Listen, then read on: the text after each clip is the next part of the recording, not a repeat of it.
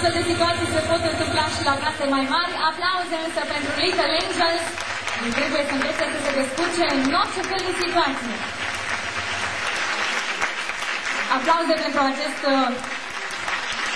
moment în care, iată, ei au pregătit rochii cu totul speciale.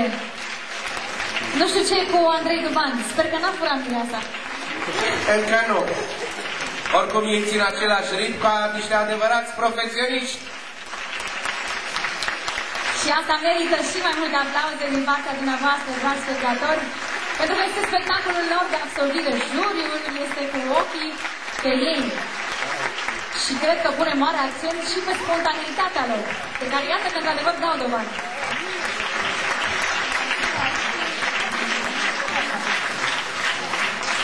Bravo, fetelor!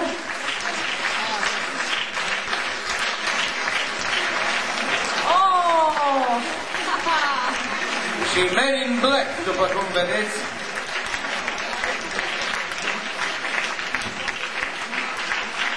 Și nu pleacă doar cu o mireasă, ci pleacă cu toate mireasele. Așa suntem noi bărbații, norocoși încă de mici.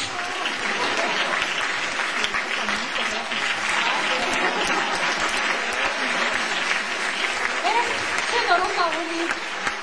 Așa e și viața, Alina, să știm.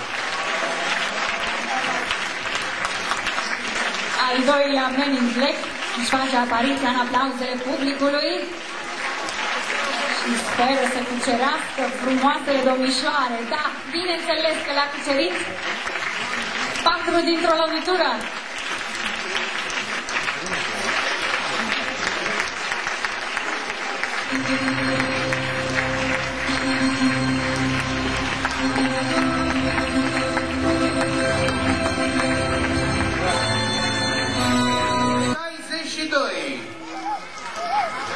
...62, felicitări, domnișoară, și 61.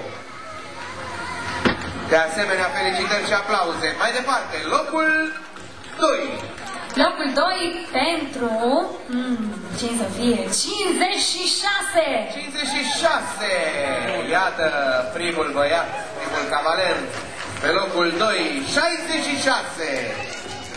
66, felicitări, iată. Lângă 66, 63! Tot locul 2. Și locul al doilea, cele din urmă, pentru 65. Și pentru 65. Iar acum, locul întâi de la grupa mare este ocupat și câștigat de... Hai să facem așa o atmosferă de suspans. 59! Locul întâi, grupa mare. Și tot locul întâi, numărul 50! De asemenea,